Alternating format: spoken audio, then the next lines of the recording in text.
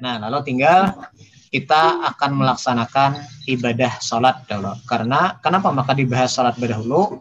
Karena sholat ini merupakan tihangnya, pondasinya, iya juga. Apabila salatnya baik, maka baiklah seluruh amal ibadahnya. Puasanya baik, zakatnya baik. Tapi bila orang kada sembahyang, nyata sudah. Semua ibadah-ibadahnya itu pasti kada baik. Zakat, kayaknya terpaksa. Nah, apa ngarannya puasa, ini terpaksa. Kenapa? Karena salatnya belum benar. Jadi kita yang pertama baiki salat.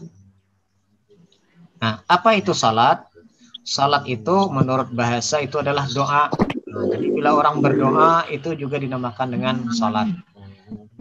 Menurut istilah, salat itu adalah ibadah yang terdiri dari beberapa perbuatan yang dimulai dengan takbiratul ihram, Allahu Akbar,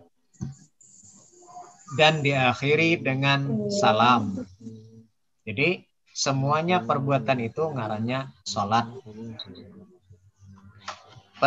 Ibadah yang terdiri dari beberapa perbuatan yang dimulai dengan takbiratul ihram dan diakhiri dengan salam. Takbiratul ihram itu untuk laki-laki. Nah, nih, parak telinga ketiaknya diangkat sedikit. Nah, dibuka ketiaknya untuk laki-laki. Ini tangannya mengarah ke arah kiblat. Ini yang pernah Bapak pelajari menurut Imam Syafi'i kayak ini. Jangan kayak ini. Nah, Allahu Akbar, jangan. Sama bibinian, sama pada menghadap ke arah kiblat. Tingginya jangan terlalu tinggi, jangan Allahu Akbar. Lain. Ini pas di bawah telinga sini. Coba dikira-kira masing-masing. Diangkat, angkat tangannya, takbir. Nah, Allahu Akbar. Untuk perempuan, katiaknya ditutup. Jadi beda laki-laki dengan perempuan takbiratul ihram itu. Kalau laki-laki Allahu Akbar, ini nah terbuka. Kalau bibinian nih seperti ini. Nah, ya. Nah, seperti itu. Bibinian Allahu Akbar. Jangan sampai katiaknya terbuka. Itu dulu yang kita pelajari di awal. Kemudian salat itu terbagi dua. Semalam mungkin ada soal sudah. Terbagi dua, satu fardu kifayah. Salat wajib terbagi dua. Ada fardu kifayah dan ada fardu ain.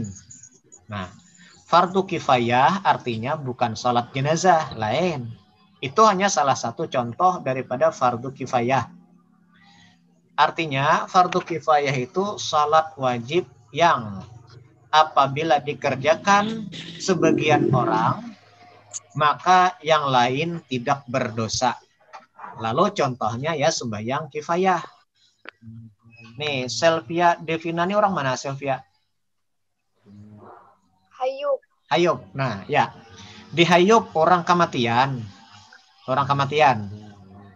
Di Harwai apa di Hayub itu orang menyembahyangi jenazahnya, tapi bubuhan Harwai itu kada berdosa bila kada menyembahyangi karena sudah disolatkan, disembahyangi oleh orang-orang yang ada di Hayub.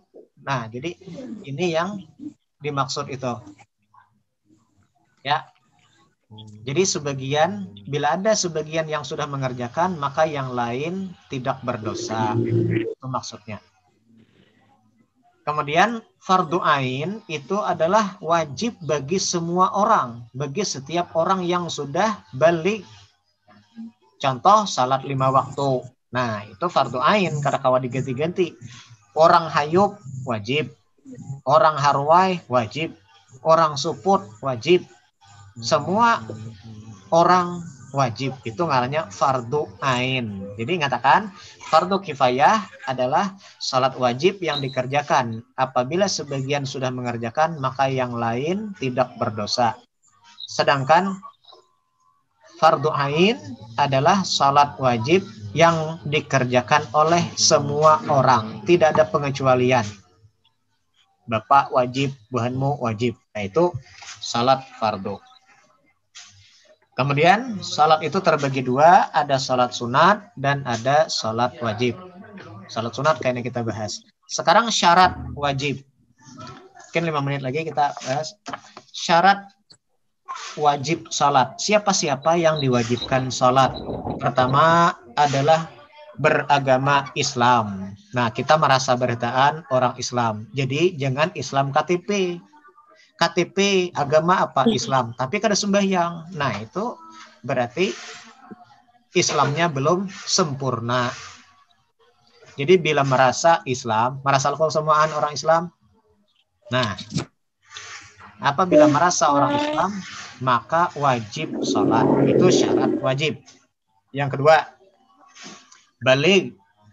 Bibinian, ciri-ciri sudah balik itu adalah sudah pernah haid atau menstruasi atau datang bulan. Laki-laki ini agak ngalih sedikit cirinya. Mimpi basah. Nah, apa itu mimpi basah? Mimpi, jangan dianggap jorok lah. Mimpi seperti orang melakukan hubungan suami istri. Paham ya, buhanmu sudah gana-ganal nih, sudah berataan.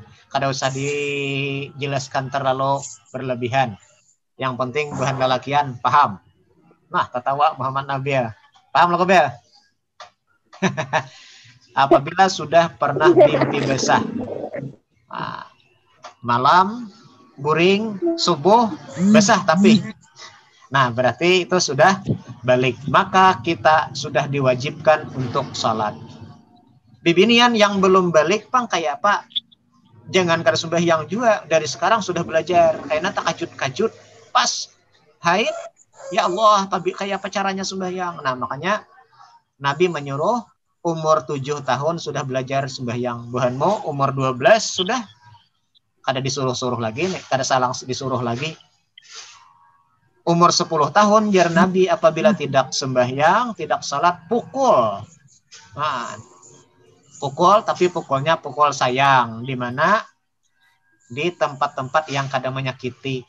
Dan jar guru, mun abah memukul itu kada boleh tabuka katiak. Nah, jadi begemat nah pek ka pipi burit kada boleh, ka pipi sini kada boleh.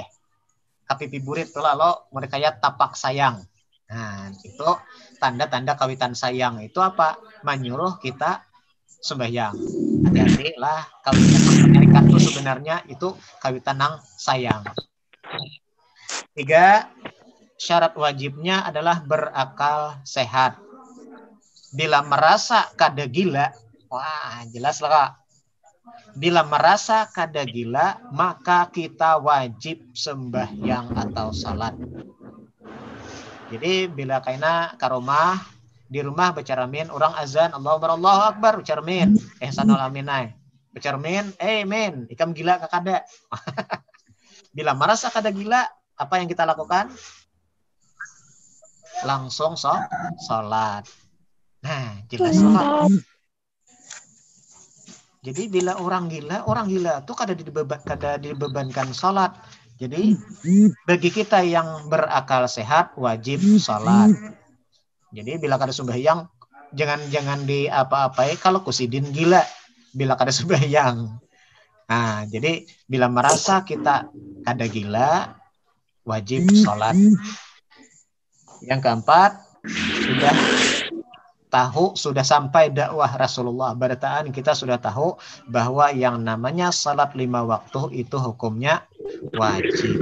Ada 4 tadi Bapak ulangi.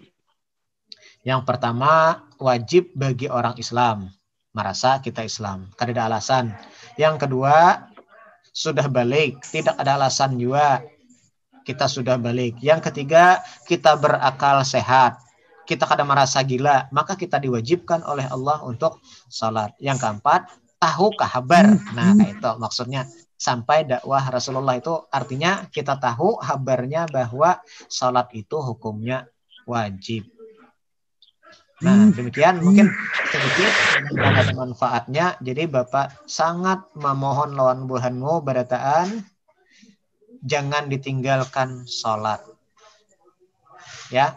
Tarfu bainal kafir wal muslim as-shalah. Perbedaan antara orang Islam dengan orang kafir itu adalah salat. Jadi artinya bila orang itu sembahyang, ciri khas orang Islam. Bila orang itu kada sembahyang, ciri khas orang kafir. Tapi ingat, jangan mandahkan orang itu kafir. Sekadar kita mengetahui saja perbedaan jar Nabi antara orang Islam dengan orang kafir itu ya di salat. Karena melihat kawan kada sembahyang padakan, kafir, jangan, kada boleh kita. Lah, sekedar kita mengetahui bahwa aku kadakun jadi orang kafir, maka aku harus salat. Nah, ini sedikit masalah salat. Mudah-mudahan ada manfaatnya pada hari ini.